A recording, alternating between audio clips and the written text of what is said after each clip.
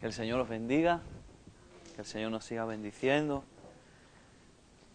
Ay, gloria al Señor por todo lo que el Señor está haciendo y por todo lo que el Señor nos está hablando, ¿verdad?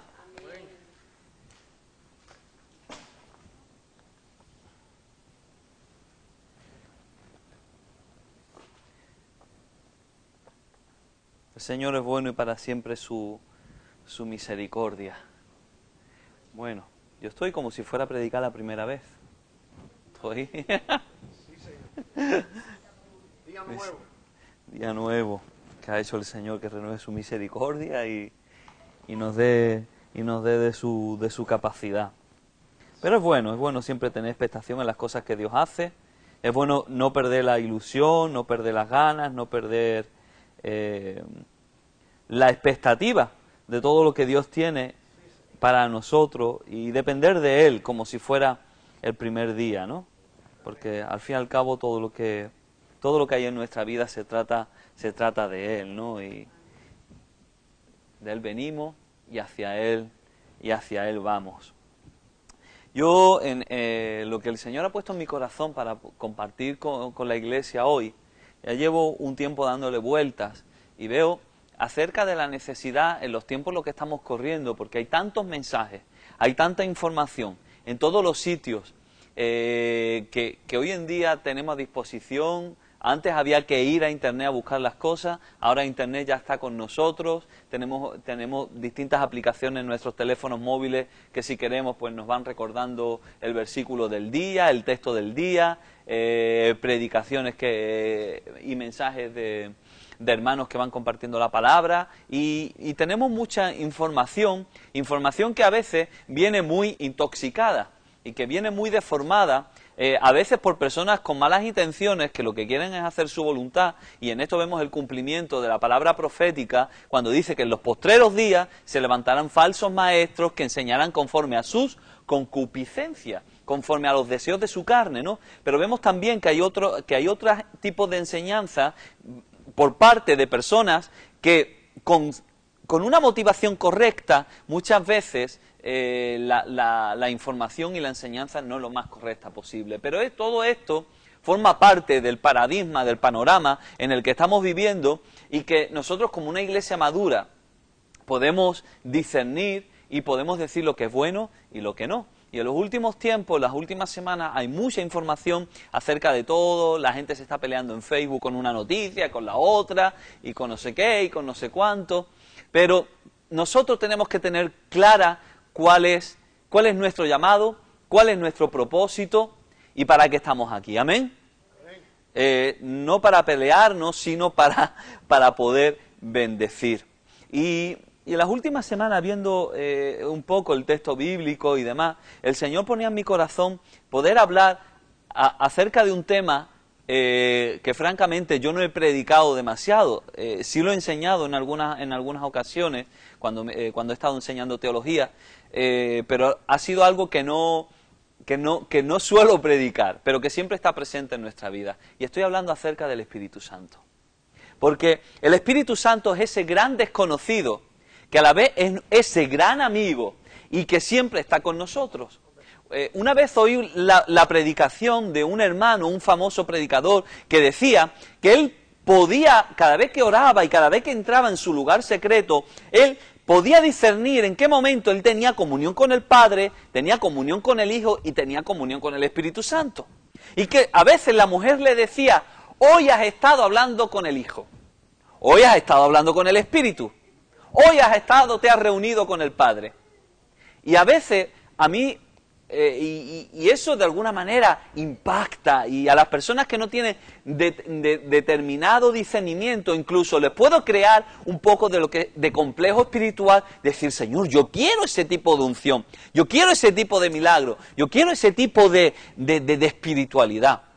Pero hermano, eso no es más que un nuevo gnosticismo disfrazado de espiritualidad, que yo no dudo de que el hermano tuviera experiencias, pero eso no es doctrina y eso no es lo que la palabra del Señor enseña. Porque cuando Dios es uno, Dios es indivisible. Y en Dios tenemos al Padre, tenemos al Hijo y tenemos al Espíritu Santo. Son las tres personas, pero de una única deidad. De manera, tampoco vamos a entrar en la doctrina de la Trinidad económica, que por mucho es considerado como una doctrina errónea, en la que Dios a veces trabaja como Padre, en la que Dios a veces trabaja como Hijo, y en la que Dios a veces trabaja como Espíritu. No, Dios es Padre, Dios es Hijo, y Dios es Espíritu Santo. Y Dios es tres, porque la Biblia nos enseña de qué es tres. No nos enseña de qué es dos. Si nos enseñara de qué es dos, sería dos. Tampoco nos enseña de qué es cuatro, ni de qué es cinco. Y por esa razón nosotros entendemos de que Dios se manifiesta en sus tres personas. Es un concepto complejo porque Dios es complejo. Y muchas personas dicen, no, es que Dios es sencillo, los niños lo pueden entender. Dios es cercano, pero Dios es complejo. Los cielos de los cielos no lo pueden contener. Pero su grandeza y su complejidad hace que nosotros podamos recibirlo y de que Él habite en nuestros corazones. Y eso lo hace por medio de la persona del Espíritu Santo. Vamos a irnos al libro del Evangelio de San Juan, capítulo 16, versículo 4, hasta el poquito más adelante, ¿no? Hasta el 14 o el 15. San Juan, capítulo 16, versículo 4. Mas os he dicho estas cosas para que cuando llegue la hora os acordéis de que ya os lo había dicho. Muy sensato el Señor en esto. Esto no os lo dije al principio porque yo estaba con vosotros, pero ahora voy al que me envió. Y ninguno de vosotros me pregunta, ¿a dónde vas? Antes, porque os he dicho estas cosas, tristeza ha llenado vuestro corazón. Pero yo os digo la verdad, os conviene que me vaya. Porque si yo no me fuera, el Consolador no vendría a vosotros. Pero si me fuere, os lo enviaré. Y cuando Él venga, convencerá al mundo de pecado, de justicia y de juicio. De pecado por cuanto no creen en mí. Es decir, es el gran error de la humanidad, es no creer en Cristo. De justicia, por cuanto voy al Padre, y no me veréis más. Es decir, de lo que es justo, de lo que es correcto, y de la justificación que hay en la sangre de Cristo y en la obra de redención en la cruz. Y de juicio, por cuanto el príncipe de este mundo ya ha sido juzgado. Aún tengo muchas cosas que deciros, pero ahora no la podéis sobrellevar. Pero cuando venga el Espíritu de verdad, Él os guiará, ¿a dónde? A toda la verdad. Porque no hablará por su propia cuenta, sino que hablará todo lo que oyere y os hará saber las cosas que han de venir. Él me glorifica. ¿A quién glorifica el Espíritu Santo? Al gran predicador. A la gran obra que la Iglesia hace en la tierra. A las grandes instituciones, a los libros bien escritos, eso sí. Dios unge canciones. Dios unge ministerios. ¿A quién glorifica el Espíritu de Dios? Al Hijo. Al Hijo. Porque toma de lo mío y os lo hará saber. Todo lo que tiene el Padre es mío. Por eso dije que tomará de lo mío y os lo hará saber. Bendito Dios Todopoderoso, estamos aquí en esta mañana, Señor, porque tú nos has convocado, Señor, porque tú tocaste trompeta, Señor, para que tu pueblo se reuniera, Señor, para poder glorificar tu nombre, para poder recibir la palabra, Señor, que tú tienes para nosotros, Señor. Espíritu de Dios, te pedimos que de la misma manera que tú inspiraste a los santos hombres de Dios a poder, Dios mío, escribir tu palabra y a dar testimonio de lo que tú tienes, Dios mío, a lo largo de la historia de la salvación para nosotros. Que en esta mañana, Espíritu Santo, nos ayude, nos ilumine, abra nuestro entendimiento para poder, Señor, entenderla y aplicarla a nuestras vidas, Señor. Y ayúdame también a mí, Señor, a poder ser un canal adecuado y poder transmitir lo que tú en esta mañana tienes para tu bendita y preciosa iglesia, Señor. En el nombre de Jesús te damos gracias. Amén. Amén.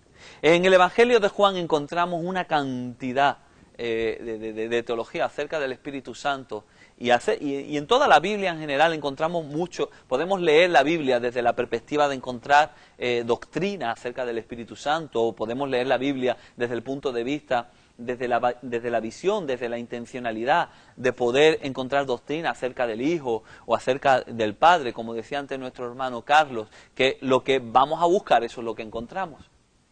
Y podemos hacerlo, ¿no? Y en esta lectura del Evangelio de Juan podemos encontrar una cantidad de cosas que necesitamos aprender y que necesitamos refrescar para nuestras vidas y que las personas también necesitan conocer.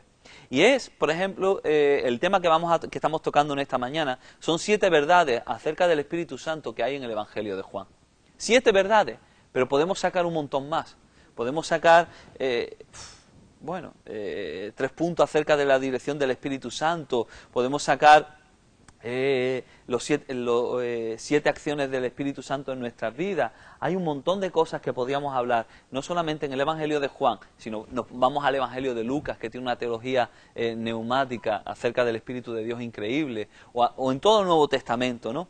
Pero vemos que el Espíritu de Dios está presente en nuestras vidas y que nosotros tenemos que tener claro quién es esa persona del Espíritu Santo y qué es lo que hace en nuestra vida. Porque el Espíritu Santo no es como dicen algunas corrientes o algunas religiones por ahí, de que es una fuerza activa del poder de Dios trabajando en nuestras vidas.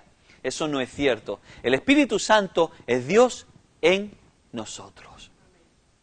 Fijaos lo que dice el Señor: os conviene que yo me vaya, vosotros lo conocéis porque estaba con vosotros, pero estará en vosotros. Cuando nosotros recibimos a Cristo, ¿qué es lo que estamos recibiendo? Porque algunas personas dicen, no, yo he recibido a Cristo en mi vida, yo tengo a Cristo en mi vida, pero ¿ha venido Cristo física y corporalmente a habitar dentro de nosotros? ¿Os imagináis la escena?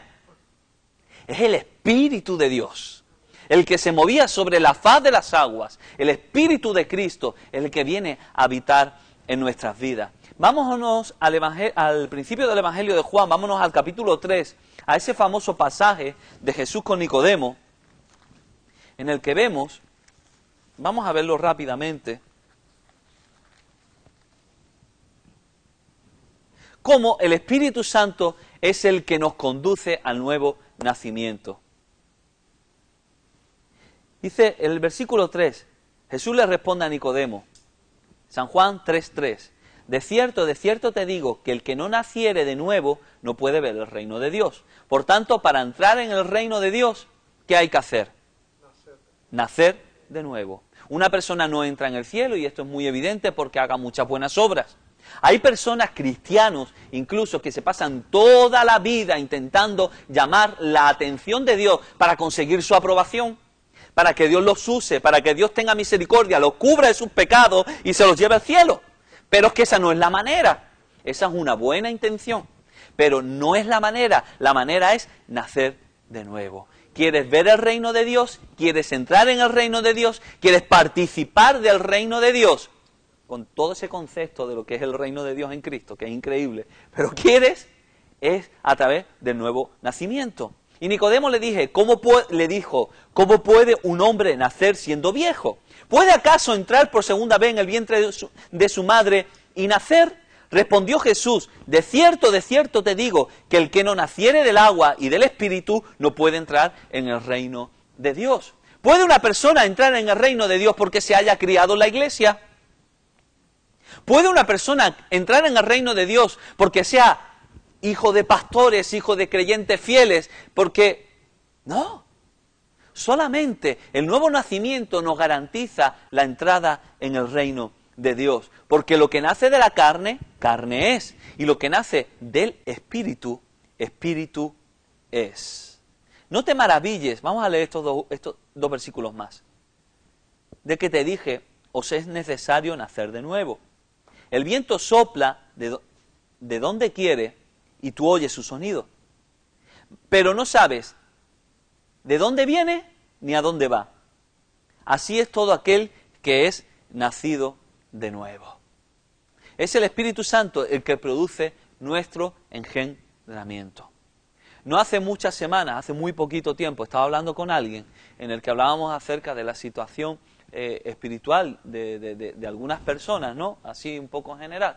Y decía, ¿no?, acerca de personas que a lo mejor se han criado en la iglesia, y eso todo lo hemos visto, pero que de alguna manera hay una especie de combinación de vida secular con cristianismo. El hecho de que nosotros vengamos a una iglesia todos los domingos no nos garantiza entrar en el reino de Dios. El hecho de venir a una iglesia no nos garantiza que hemos nacido de nuevo. Para entrar en el reino de Dios, para participar del cuerpo y de la sangre de Cristo y de su resurrección, tenemos que nacer de nuevo. Y el que produce ese nuevo nacimiento solamente lo hace el Espíritu Santo. No lo hace una costumbre, por muy buena que sea la costumbre. Eso no quiere decir de que no tengamos que venir a la iglesia. A la iglesia hay que venir, pero eso es otra harina de otro costal. A la iglesia tenemos que venir porque el Señor nos bendice y Dios derrama bendición y vida eterna. Pero es el Espíritu de Dios el que hace esta obra sobrenatural en nuestras vidas. Y esto solamente lo podemos entender cuando buscamos al Señor y cuando le pedimos al Señor que abra nuestro entendimiento. Nicodemo en este momento no lo estamos entendiendo, pero vemos a lo largo de la historia de la iglesia, más adelante en la Escritura, de que él llegó a entender lo que el Señor le estaba diciendo. Le tomó tiempo, pero la semilla que fue sembrada fue haciendo la obra con el propósito por el cual el Señor la envió. El Espíritu Santo engendra en nosotros al Hijo de Dios. Cuando recibimos a Cristo, a quien recibimos es al Espíritu Santo, es el Espíritu de Cristo. Dios en forma de su Espíritu. Vemos la Trinidad. Y el que ha nacido de nuevo lleva las características de su simiente. Hay veces que tú ves a un niño recién nacido y tú dices, ¿y este de quién es hijo? Este no se parece ni al padre ni a la madre. Oye, lo decimos allí en España, este no será del butanero, ¿no? O del lechero, yo qué sé. La cuestión está en que cuando tú ves a un niño y tú dices, es clavadito a su padre, a su madre. Yo tengo un amigo de allá en España que tiene 2 niños y yo no sé, cada cual se parece más al padre. Es que no hay duda ninguna de quién es el padre de ese niño. Y es que el hijo tiene la simiente biológica de su padre. De la misma manera, aquel que ha nacido del Espíritu tiene esa misma simiente y esa misma semilla, esas mismas características. Y es que tú y yo tenemos las mismas características. Por eso dice este versículo que el viento sopla de donde quiere, el versículo 8, y oye su sonido, y tú no sabes ni de dónde va ni a dónde viene. Y que así es todo lo que nace del Espíritu. ¿Eso qué quiere decir? Que los cristianos somos voladeros. Que el Espíritu que está en nosotros y ahora nosotros vamos para allá y vamos para acá, y etcétera. Porque es lo que a lo mejor alguna persona puede interpretar. No, yo soy como el Espíritu. Tú no sabes de dónde vengo ni a dónde voy. No, lo que está hablando es acerca de que aquel que nace de nuevo ya no se va a regir por su vieja naturaleza, sino que se va a regir por la naturaleza nueva que ha recibido, igual que el Espíritu. Y aquí juega el escritor sagrado con esa palabra neuma, ¿no? Que a veces viento, es aire y a veces es espíritu. Y de la misma manera que el espíritu, que el viento puede llegar a soplar y tú no conoces, y el viento se comporta conforme a su naturaleza, el Hijo de Dios se comporta conforme a su naturaleza divina producida por el nuevo engendramiento. Porque lo que nace de la carne, Nicodemo, es carne. Pero ahora, cuando tú naces del Espíritu, tú te vas a comportar y vas a vivir y en tu vida se va a producir y se va a manifestar lo que es propio de la vida del Espíritu. Por eso no es raro que en la vida del creyente ocurran milagros. Por eso no es raro que un creyente escuche a Dios hablarle. Por eso no es raro que un creyente sienta la dirección de Dios, porque esa es su nueva naturaleza. Esa es la naturaleza del Hijo de Dios. Una vida que va de gloria en gloria, de poder en poder, una vida que va guiada por las manos del Señor Dios Todopoderoso. Hermano, y es que el Espíritu Santo desea fluir en nosotros, no solamente estar en nuestra vida como un sello por el cual hemos sido marcados, que dice que somos propiedad del Señor, sino también que Él desea fluir en nosotros como ríos de agua viva. Vámonos al capítulo 7.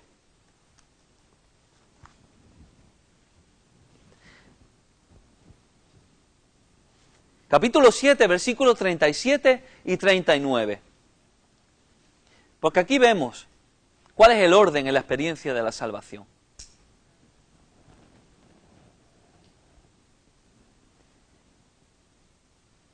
Dice que en el último y gran día de la fiesta Jesús se puso en pie y alzó la voz diciendo: si alguno tiene sed, venga a mí y beba. Y el que cree en mí, como dice la Escritura, de su interior correrán ríos de agua viva. Y esto se produce cuando, primero, que es necesario creer. Y una vez que uno cree, ¿qué ocurre? Que del interior corren ríos de agua viva. ¿Pero qué tiene que creer uno? Dice que tiene que creer el que cree en mí, el que cree en Cristo, como dice la Escritura. Esto dijo del Espíritu que habían que recibir los que creyesen en Él, pues aún no había venido el Espíritu Santo, porque Jesús no había sido aún glorificado. Hay doctrinas cristianas que dicen, y libros cristianos, vosotros lo vais a encontrar en algunos manuales de teología, en libros que son sanos, escritores reconocidos, en el que dice que primero una persona recibe el Espíritu Santo y después uno cree. Pero es que la Escritura no nos dice eso. La Escritura dice que primero hay que creer y que después vienen los ríos de agua viva, que después viene el Espíritu Santo y que uno tiene que creer en Cristo. Y ese creer vemos que no es simplemente creer como el que tiene un conocimiento, sino que es depositar la fe. Por tanto, esto forma parte de la elección natural del ser humano. Es cierto que el ser humano está corrompido, es cierto que el ser humano inclina hacia lo malo, pero también es cierto que nosotros creemos como don de Dios y como regalo de Dios, porque el Espíritu Santo está trabajando alrededor de nosotros y en nosotros para que en el corazón de la persona se produzca fe. Pero esto no quiere decir que la persona ya reciba en ese momento el Espíritu Santo. Porque de hecho cuando Cristo le está hablando a los discípulos, como hemos visto en el capítulo 16, como vamos a ver más adelante, el Espíritu Santo está alrededor, rodeando la vida del creyente. Pero hay un momento en el que el creyente decide, a través del depósito de su fe, de depositar su confianza en el Señor, que es cuando viene el poder de Dios a manifestarse en nuestras vidas. De manera que Cristo viene y te moja con su agua. Cristo viene y te moja con el río del Espíritu. Qué bueno, ¿no? Efectivamente. No solamente te moja, no te moja. Cristo instala una fuente. Oye, ¿os acordáis de todos estos pasajes donde vemos las películas y los reportajes y todo eso, en los que vemos como ciertas personas tienen que llevar los cántaros de agua aquí arriba y de un sitio a otro? Está bien tener una fuente a disposición, pero ¿qué diferencia? Yo, sinceramente, estos días en las clases nos preguntaban, oye, ¿cuál es para ti uno de los grandes avances de la humanidad? Y yo siempre digo que el agua corriente y la ducha caliente también, ¿no? Porque ¿tú te imaginas lo que tiene que ser ir todos los días a por agua? Eso es un tostón. Bueno, no de los de aquí, que los de aquí son tostones buenos, los platanitos. Pero eso, hermano, ya salió la comida, ¿no? Eso es tremendo. No es lo mismo que tú puedas ir a por agua cada vez que quieras, que ok, está bien, gracias a Dios se puede ir a por agua, que tú tengas la fuente instalada, la fuente de corriente en tu casa, que siempre tienes agua, siempre agua saliendo y fluyendo. El que cree en mí, como dice la Escritura, de su interior correrán ríos de agua viva. No agua estancada, no agua muerta, no es mojar, es fluir. Posiblemente aquí también el apóstol San Juan, cuando está escribiendo, ¿no? Está intentando refutar algunas filosofías contemporáneas acerca de que el proceso de la vida y demás, porque había una teoría en el mundo griego, ¿no? Que decían, ¿cuál es el principio de todas las cosas? El principio de todas las cosas es el fluir, el devenir constante. ¿Qué es lo único que hay constante en nuestra vida? Es el cambio. Porque cuando tú ves un río, Ese río, cuando lo miras 2 minutos más tarde, no es el mismo río, porque el agua que estaba ahí ya no está ahí, sino que ha pasado. Pero ¿qué es lo que hay constante? El cambio. Entonces, al final, el apóstol le está diciendo, el origen de la vida, el fluir de la vida, es precisamente donde está ese origen y esa causa y ese motor de toda la vida humana, es Cristo y es el Espíritu del Señor. Pero una de las cosas que también hace el Espíritu Santo en nuestra vida es que satisface completamente todo nuestro corazón. En el capítulo 4, en ese encuentro tan precioso que todos conocemos de Jesús con la samaritana, Jesús le responde en el versículo 10, San Juan capítulo 4, versículo 10, que si conocieras el don de Dios y quién es el que te dice, dame de beber, tú le pedirías y Él te daría agua viva. El versículo 14 dice, pero el que bebiere del agua que yo le daré no tendrá sed jamás, sino que el agua que yo le daré será en él, no con él, sino en él, dentro, inside, una fuente de agua que salte para vida eterna. Y es que el Espíritu Santo, cuando se instala en el corazón del creyente, se convierte en una fuente. No solamente en una fuente de recursos, porque los recursos se agotan, sino que se convierte en la fuente de todos los recursos. Por tanto, si tú tienes miedo a pensar que la obra de Dios se acaba en tu vida y que lo que recibes del Señor se puede acabar, que te quede claro, que ese temor puedes echarlo fuera con la verdad de la palabra de Dios. Porque ya no tienes el recurso, tienes la fuente de los recursos, tienes al Espíritu que levantó a Cristo de entre los muertos. De modo que ya no hay temor de perder lo que hemos recibido o que se acabe, porque la realidad de su presencia continua en nuestras vidas nos produce, como dice el apóstol San Pablo, un cada vez más excelente peso de gloria. El Espíritu Santo permanece en nosotros para siempre. Capítulo 14.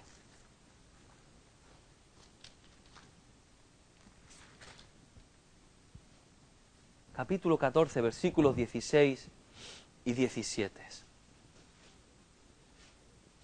Bueno, versículo 15 dice, si me amáis, guardad mis mandamientos. Y yo rogaré al Padre y os dará otro consolador para que esté con vosotros hasta el fin del mundo. Para siempre. El Espíritu de verdad, el cual el mundo no puede recibir porque no le ve. Por tanto, cuando una persona no ha creído, no puede recibir el Espíritu. Ni le conoce. Pero vosotros le conocéis porque mora con vosotros y estará en vosotros. Por tanto, lo que aquí nos viene, una de las enseñanzas es que el Espíritu Santo va a estar con nosotros para siempre. Y ese para siempre es una garantía eterna. Esto es una promesa, lo dijo Cristo. Cuando tú recibes el Espíritu Santo no es de quita y pon. El Espíritu Santo se puede entristecer, el Espíritu Santo a lo mejor se puede ir en algún momento cuando se produce la blasfemia contra el Espíritu Santo, que los estudiosos bíblicos, los teólogos no tienen claro acerca de qué tema se trata, pero lo normal, lo que la Biblia enseña y lo que Cristo promete es que tú no vas a mirar un día y te vas a levantar y te vas a dar cuenta que el Espíritu Santo se ha ido. El Espíritu Santo va a estar contigo para siempre, a pesar de cómo yo sea. Oye, qué bueno es el Señor, amén. Hermano, qué precioso es el Señor, que a pesar de mis bemoles y a pesar de mis complicaciones de carácter, a pesar de mis errores, a pesar de mi falta de sabiduría, a pesar de mi falta de amor, de mi falta de entendimiento, Dios sigue renovando su misericordia cada día y su Espíritu permanece conmigo, formando la persona de Cristo en mi vida. Por tanto, al Espíritu Santo también se les recibe, porque yo rogaré al Padre y os dará otro Consolador, el cual el mundo no puede recibir. Uno no nace con el Espíritu, al Espíritu hay que recibirlo, y lo recibimos cuando recibimos al Hijo de Dios. El Espíritu Santo hace muchas cosas en nuestra vida, pero lo hemos dicho varias veces, ¿no? Que lo que el Espíritu Santo está produciendo en nosotros es la imagen de Cristo en nuestras vidas. En el capítulo 15 nos dice que el Espíritu Santo testifica acerca del Señor Jesús. Y esto también es una manera en la que estamos hablando acerca de la Trinidad. Por tanto, hablamos de la deidad del Espíritu Santo. Porque el Espíritu Santo, vamos a leerlo, versículos 26 y 27. Pero cuando venga el Consolador, a quien yo os enviaré del Padre, el Espíritu de verdad, el cual procede del Padre, Él dará testimonio acerca de mí. Y vosotros daréis testimonio también, porque habéis estado conmigo desde el principio. Oye, qué bueno, este versículo es tremendo para hablar acerca de la Trinidad. El Espíritu procede, vemos que el Espíritu no es el Padre, el Espíritu no es el Hijo. Por tanto, el unitarismo, el que dice, el solo Jesús, y lo que dice que hay distintas manifestaciones de Dios, pero que solamente hay una persona, no es así, sino que el Espíritu es enviado por Cristo, por tanto ya hay dos, pero que el Espíritu procede de un tercero, que es el Padre. Pero a la vez Cristo está diciendo que Él enviará su Espíritu. Y vemos que las características de la simiente se repiten en aquel que es engendrado, como decíamos antes, de manera que si el Espíritu da testimonio de Cristo, nosotros damos testimonio también de Cristo, porque ahora hemos sido engendrados. El Espíritu testifica acerca del Señor Jesús, es lo que afirma la Escritura. Y el Espíritu testifica, y esto lo hace de una forma activa. Esto es algo que solamente una persona puede hacer, y no es esa fuerza, ¿no?, que hablábamos, ni ese impulso, ni nada de eso. Y en la Escritura vamos a encontrar un montón de características acerca del Espíritu como obra en forma de persona, porque dice que el Espíritu Santo dirige. ¿Y quién puede dirigir? Dice que el Espíritu Santo habla, que el Espíritu Santo convence, que el Espíritu Santo se entristece, que el Espíritu Santo oye. Eso solo lo puede hacer una persona. Por tanto, el Espíritu es una persona real de la deidad del Señor y que testifica acerca de la obra de Cristo y de su deidad y de su obra redentora. Y aquí quiero hacer un paréntesis acerca de lo que testifica, porque algunas personas podrían pensar, bueno, pero es que necesariamente testificar no tiene que ser, porque por ejemplo, dice que los cielos dan testimonio de la obra de sus manos, y los cielos no están hablando, ¿ok? Pero el testimonio que produce el Espíritu Santo no es un testimonio pasivo, sino que es un testimonio activo, porque está convenciendo, está hablando, está impulsando.